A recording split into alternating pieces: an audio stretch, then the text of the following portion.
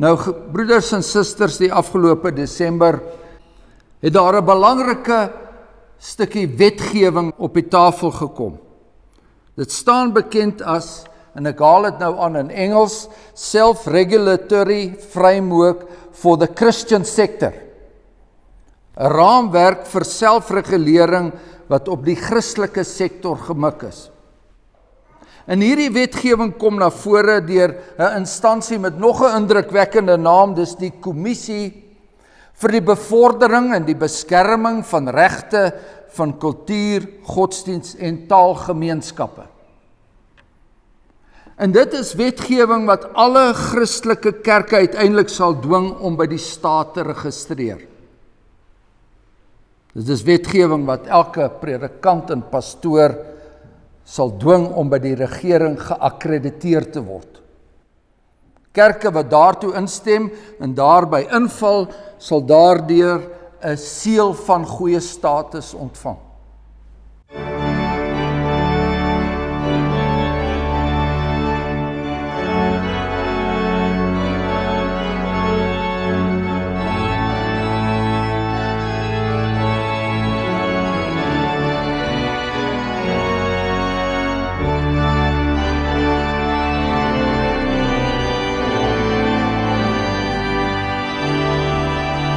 Kom ons bid saam, broeders en susters. Driemaal heilige God, Vader, Seun en Heilige Gees, God van die magtige, oneindige, ewige skepping wat ons elke dag beleef,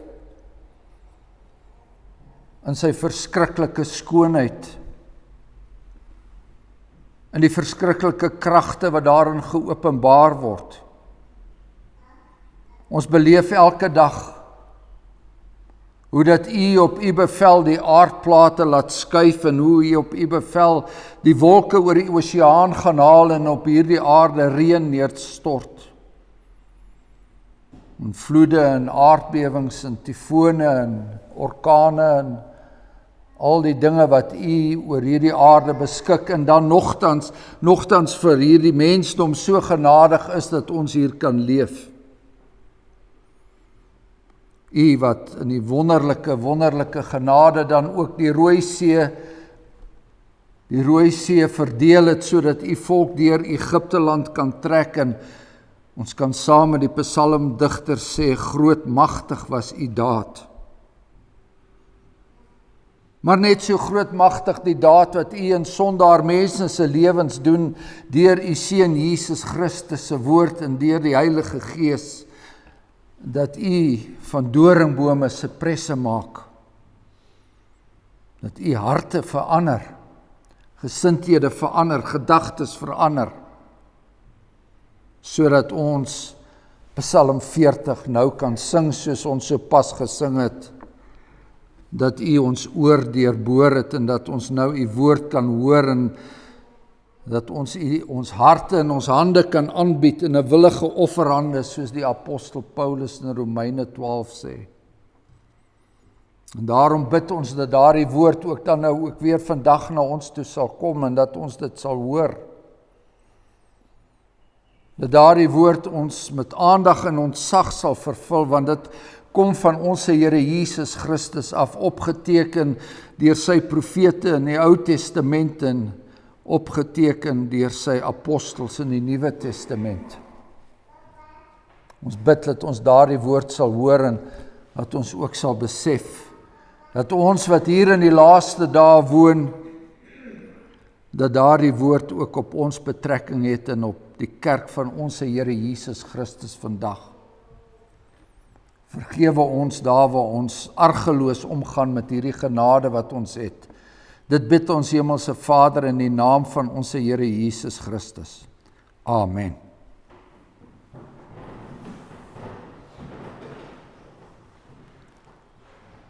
Twee skrifgedeeltes, geliefdes. Een uit die Ou Testament en dit is Psalm 2. Psalm 2 wat die inleiding is saam met Psalm 1 tot die hele psalmbundel en in 'n sekere sin 'n opsomming is van die hele Bybelse geskiedenis en dan ook gaan ons lees in Handelinge 4, hoe hierdie psalm deur die eerste gemeente op hulle self van toepassing gebring is. So Psalm 2 begin, waarom woel die nasies en bedink die volke nietige dinge? Die konings van die aarde staan gereed, en die vorste hou saam raad teen die Here en teen sy gesalfde, en sê, laat ons hulle bande stikkend ruk en hulle toue van ons afwerp. Hy wat in die hemel woon lag, die Here spot met hulle. Dan sal hy hulle aanspreek in sy toorn en in sy grimmigheid sal hy hulle verskrik. Ek tog het my koning gesalf oor Sion, my heilige berg. Ek wil vertel van die besluit. Die Here het aan my gesê, u is my seun. Vandag het ek self u gegenereer. Eis van my en ek wil nasies gee as u erfdeel en die eindes van die aarde as u besitting. U sal hulle verpletter met 'n ysterstaf, u sal hulle stikkend slaan soos 'n erdepot. Wees dan nou verstandig, o konings. Laat julle waarsku, o regters van die aarde. Dien die Here met vrees en juig met bewing. Kus die seun, dat hy nie toornig word en julle op die weg vergaan nie, want gou kan sy toorn ontvlam. Welgeluksalig is almal wat by hom skuil. En dan Handelinge 4 in die Nuwe Testament. Die geleentheid hier is van die eerste geleenthede waar die apostels in die vroeë kerk onder vervolging gekom het, omdat hulle die evangelie verkondig het. Ek lees in Handelinge 4 vanaf vers 1.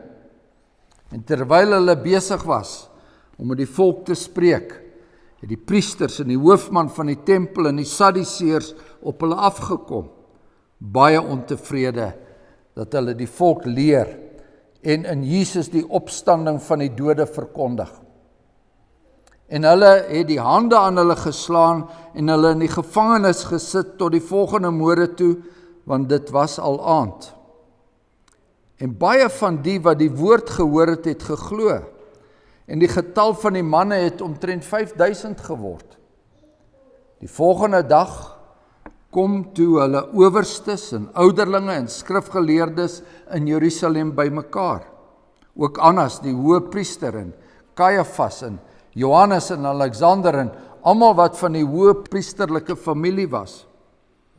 En toe hulle hul voorgebring het, vra hulle, deur watter mag en deur watter naam het julle dit gedoen?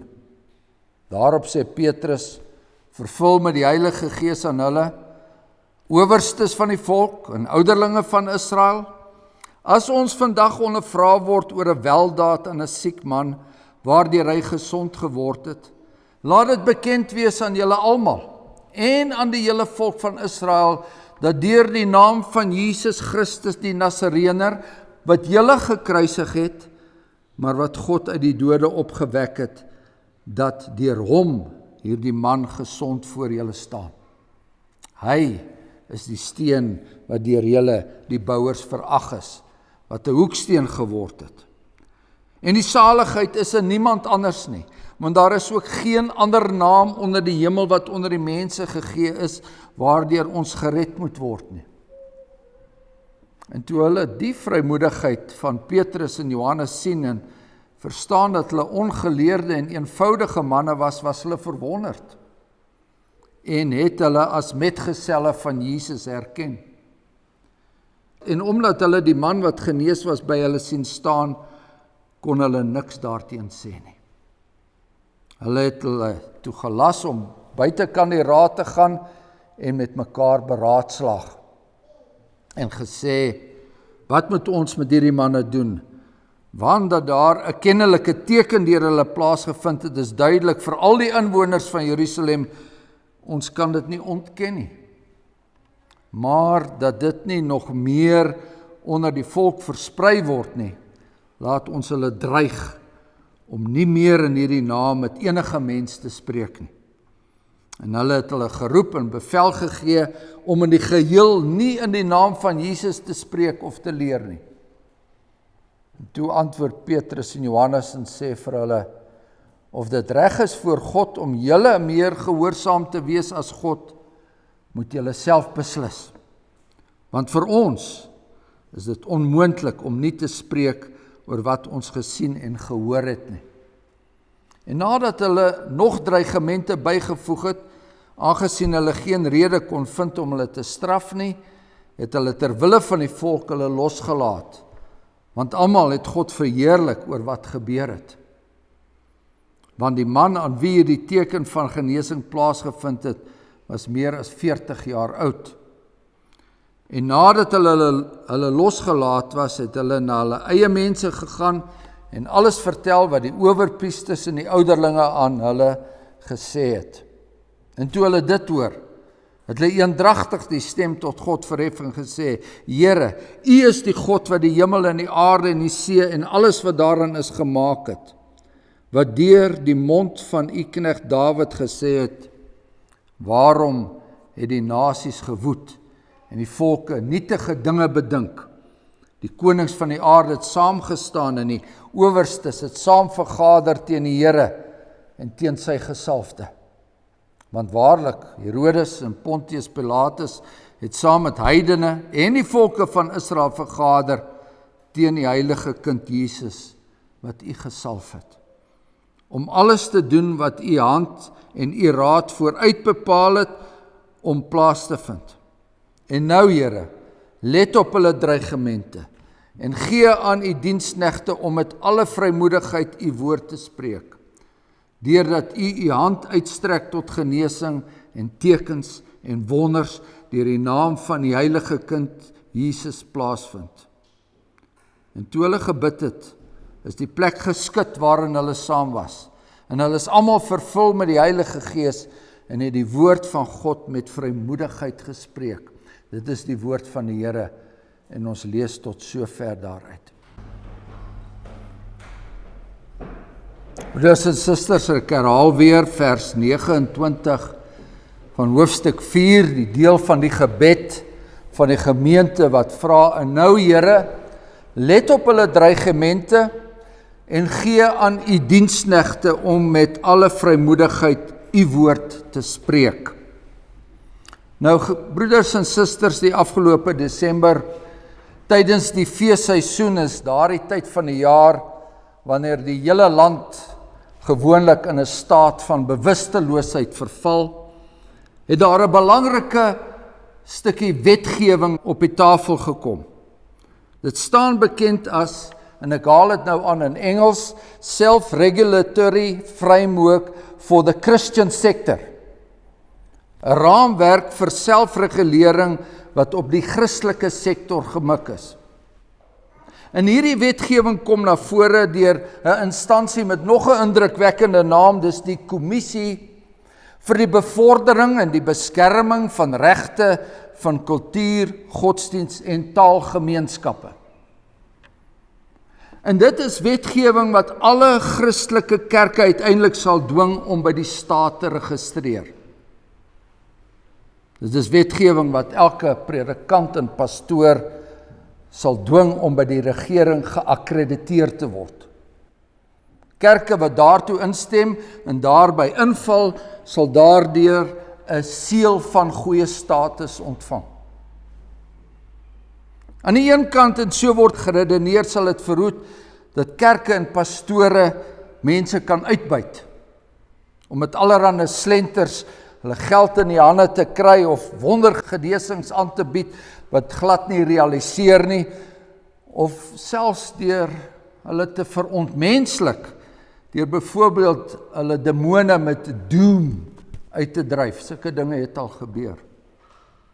Dis eintlik 'n goeie ding, kan 'n mens sê, dat die regering hierdie kwaksalvers en hierdie swendelaars vasvat.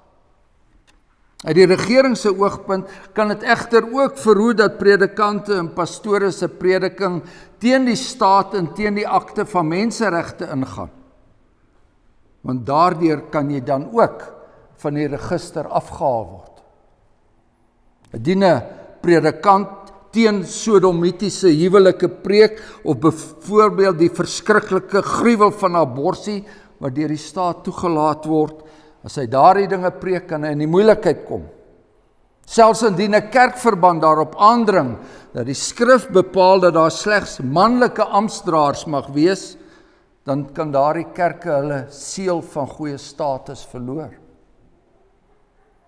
En selfs indien 'n pastoor of 'n predikant daarop wys dat daar geen ander naam onder die hemel is, geen ander naam wat onder die mense gegee is, waardeur ons gered moet word nie, en dat diegene wat daardie naam minag, dat hulle verlore is, dat hulle vir ewig verdoem is, dan kan daardie prediker van die register afgehaal word, kan hy sy preeklisensie verloor. Geliefdes, laat ons dan die lig van die skrif op hierdie planne van die staat skyn. Ons is hier met die boek Handelinge besig, en ons merk reeds op in die 2de hoofstuk, daar met die eerste preek in die apostoliese kerk, daar kom die evangelie teenoor die gees van die tyd te staan. Laat julle red uit hierdie verkeerde geslag, so weer klink Petrus se woorde daar onder die skares in Jerusalem. Net soos sy meester, preek hierdie man nie opstand teen die staat nie, maar terselfdertyd ook nie 'n blinde lojaliteit teenoor die owerhede nie. Dit wat van gelowiges verwag word nie. Ons verkeer immers in 'n worstelstryd teen die magte, teen die wêreldheersers in die duisternis van hierdie eeu, soos die apostel Paulus later skryf. Die kwessie van mag en gesag speel dan ook verder in die boek Handelinge 'n belangrike rol, soos trouwens in die res van die Bybel. Die magte van die duisternis en die mag van God se wonderbaarlike lig, hulle staan teenoor mekaar. Die saad van die vrou staan teenoor die saad van die slang. Menslike politiekery kom te staan teenoor God se raadsplan. Die woorde van mense kom teenoor God se woord te staan. En telkens is dit eenvoudige manne, slegs gewapen met die God se eenvoudige woord, slegs vervul met die onsigbare gees, eenvoudige manne wat teenoor politici en partye en goewerneurs en keisers te staan kom. Dit is die owerhede wat werk met dwang en werk met gevangenisse en wagte en boeie en blokke en swepe en gesels en kruise, of meer subtiel in ons tyd te voorskyn kom met akkreditasie, met registers, met seels van status, goeie status. Maar nou weet ons ook, geliefdes, ons weet dat daar nog altyd manne was wat bereid was om teen gesag op te staan. Om op te staan teen die gesag, hoe verkeerd die staat ook al mag wees, dit beteken nog nie dat jy vir die Here opgestaan het nie. Burgerlike ongehoorsaamheid beteken nie noodwendig altyd gehoorsaamheid aan God nie. As ek geweier het om die staat se verkeerde ding te doen, beteken dit nog nie dat ek die regte ding vir God gedoen het nie. Daarvoor het ons goddelike insig nodig. Daarvoor het ons die gawe van onderskeiding nodig. Daarvoor het ons God se perspektief nodig. En dit is 'n perspektief wat ons net in die Heilige Skrif kan kry. En dan het ons die Heilige Gees nodig. Is dit reg voor God om die owerhede meer gehoorsaam te wees as God? Dis die vraag wat die apostel aan die 70 Joodse leiers vra.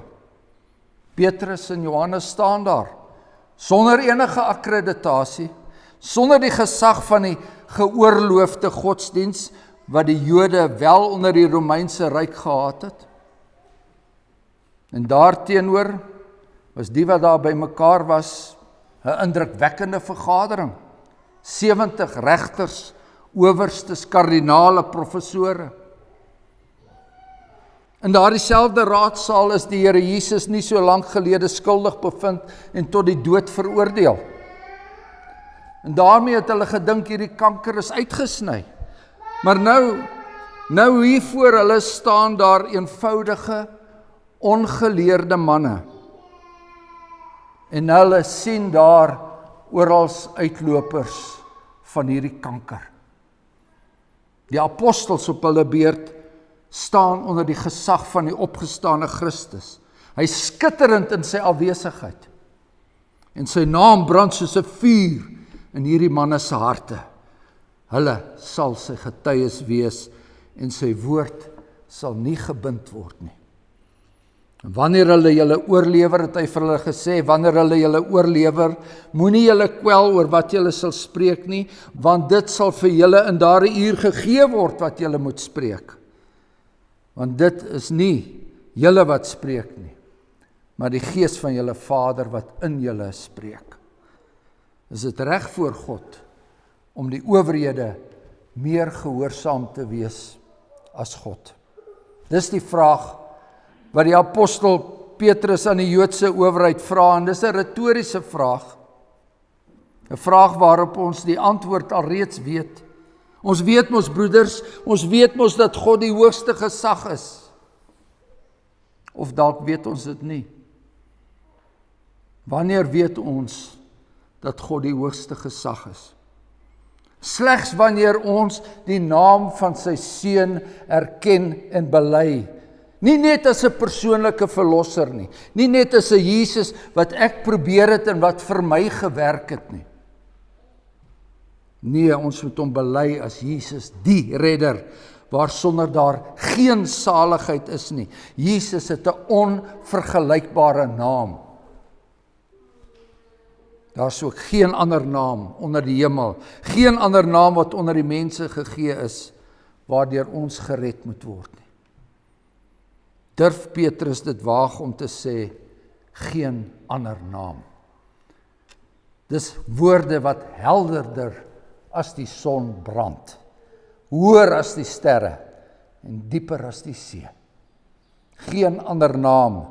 Dit vlieg oor berg en veld, oor stad en woestyn, tot aan die uiterste van die aarde. Geen ander naam. Dis 'n stelling so eenvoudig, maar terselfdertyd bo alle rede. 'n Stelling wat alles en almal uitsluit. Dit sluit Boeddha uit, dit sluit Krishna uit, Mohammed, dit sluit enige Madiba of Trump uit, dit sluit enige akte van menseregte uit. Geen ander naam. 'n Stelling wat terselfdertyd alles en almal insluit.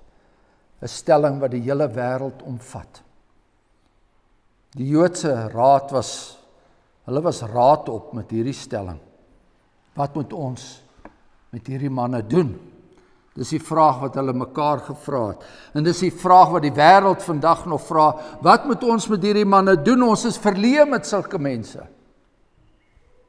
Wat moet ons met mense doen wat nie wil akkrediteer nie en wat nie wil registreer nie? Ons kan hulle nie as gaste vir die wêreldfees uitnooi nie. Hulle is spelbrekers. Na die leeu's met hulle die eerste Romeinse keisers destyds uitgeroep. Na die brandstapels met hulle die vervolgers in die tyd van die hervorming uitgeroep. Maar wat moet ons doen as hulle net aanhou en aanhou om onrus te saai? So wil hulle weet, net aanhou om hierdie naam, net aanhou om sy wet te verkondig. Wat moet ons doen? So broeders en susters, as ons die naam van Jesus bely, dan het ons God se gesag erken. En dis wat hierdie klein groepie gedoen het. Dis wat hierdie klein kiddetjie gedoen het. Hulle begin om God se gesag en sy gesag alleen te erken. Hulle het eendragtig die stem tot God verhef en gesê, Here, U is God wat die hemel en die aarde en die see en alles wat daarin is gemaak het. Here, U is die God. Die Griekse woord wat hier vir God gebruik word, kom nie dikwels in die Nuwe Testament voor nie. Dis die woord despotes. Dis na aanleiding van hierdie woord dat ons van 'n despoot praat. 'n alleenheerser. Die ware groot baas oor alles en almal. Die allerhoogste. Here, U is die despoot wat die hemel en die aarde en die see gemaak het.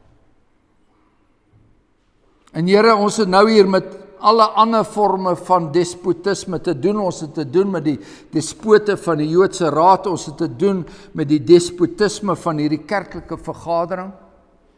Ons het te doen met koning Herodes en gouverneur Pilatus en keiser Caligula en die president van China en die regeringsministers hier plaaslik en hulle kommissies en die owerstes van die konings van die aarde. En in hulle name word daar dekrete uitgevaardig, word daar gehiet en gebied, word daar beveel en verbied, word daar verpligte wetgewing voorgestel. Maar U, Here, U is die despoot wat die hemel en die aarde en die see gemaak het.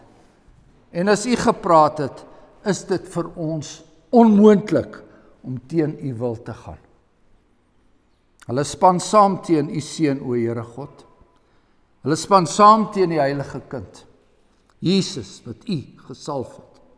Hulle span saam teen God se gesalfde, maar God se gesalfde sal die konings van die aarde verpletter. En hulle vorste stukken slaan, en hulle sal soos erdepotte in stukke spat. Jesus Christus is die aanstigter van die ware revolusie. God se revolusie.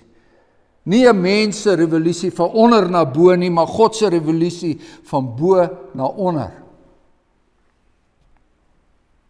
So wanneer ons vandag, geliefdes, aan die einde van hierdie diens die woorde van Psalm 2 sing, laat ons dit doen met vrees en bewing. Wanneer ons aanstonds die woorde van Psalm 2 bidend sing, laat ons dit met vrees en bewing doen. Want toe hierdie groepie, hierdie klein dapper groepie daardie dag hierdie woorde gebid het, so het ons gelees, toe die hele plek geskit. Die plek waarin hulle saam was, het geskit. Die despoot, wat hemel en aarde geskaap het, het hulle geantwoord. En hy antwoord hulle deur hierdie aarde te laat skud.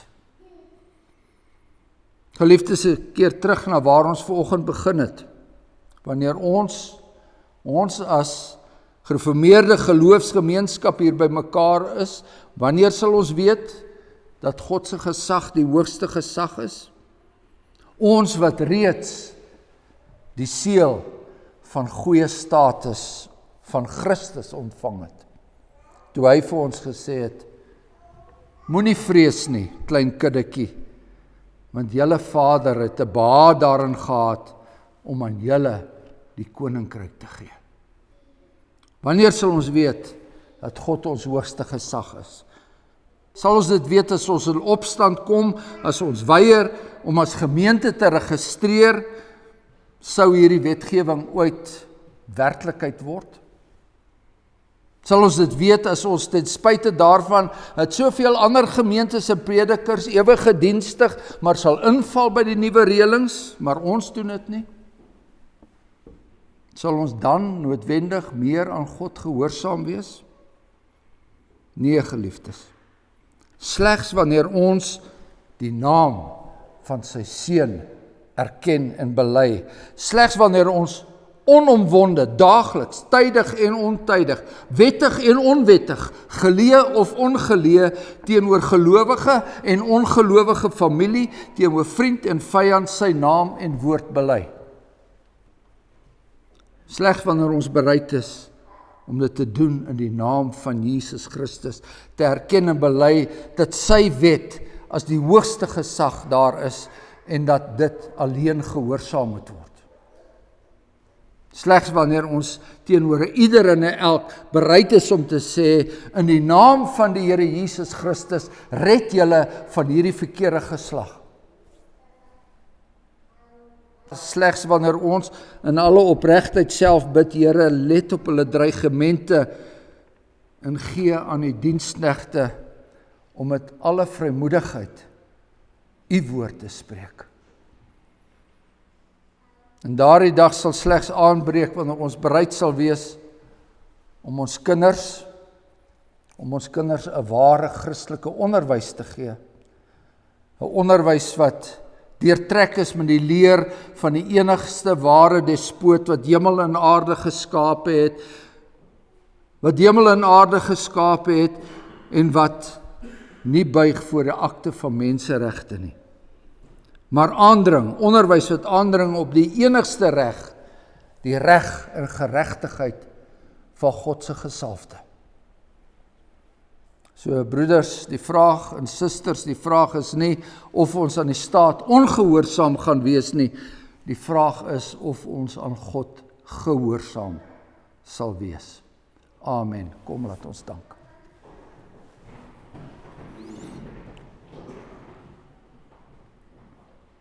Genadige God en Hemelse Vader, ons weet dat die klein kuddetjie van ons Here Jesus Christus nou al 'n groot kudde is, wat nie getel kan word nie, wat die wêreld oor is, maar nog steeds afsonderlik vergader, en in daardie opsig steeds klein kuddetjies is, wat soms wonder, wat soms nie weet nie, wat soms bekommerd is, ja, en baie van hulle wat vervolging verduur, die wêreld oor. Ons bid dat U vir hulle die moed sal gee, want dit sal nie uit hulle self uitkom nie, dat U vir ons die moed sal gee, nie net die moed om U naam hier te verkondig, veilig tussen hierdie 4 mure nie, maar ook tussen hierdie krom en verdraaide geslag waarin U ons geplaas het. Genadige God en Hemelse Vader, en dan bid ek in die naam van ons Here Jesus Christus, dat U met diegene sal wees wat swaar kry, met hulle geloof wat swaar kry, met die aanvalle van die duiwel, van die wêreld en natuurlik dit wat nog steeds in ons eie bose harte vinde is. Wees met hulle. Ons bid dat met die vrymoedigheid wat ons so pas van gelees het, in die naam van ons Here Jesus Christus. Amen. Wat bring en dryf die wilde heidendom, dat volke ras in opgewondenheid, gedigte woord en staan gereed alom, in wêreld groot is draagslag vir die stryd, om God almagtig na die kroon te steek, en saam teen sy gesalfdes op te staan. Al sê kom nou, laat ons al bande breek, en van hul juk vir altyd ons ontslaan. Maar God die Heer, wat sy gedigte stoel, bo sterre stig, sien van sy hoogtes neer. Hy lag en spot, dat ons so vrugtloos woel, en magteloos vernietig krag verteer. God sal sy wraak laat neerstraal voor hul oog, dan gloei die lig van vlammend onweerslig. Dis God wat spreek, hy donder van omhoog, en jaag sy skrik, hul in die aangesig. Ontvang nou die seën van die Here en gaan daarmee in hierdie week wat kom. Die God van alle genade self wat julle geroep het tot sy ewige heerlikheid in Christus Jesus, sal nadat julle 'n kort tyd gelei het, julle volmaak, julle bevestig, julle versterk en grondves. Amen.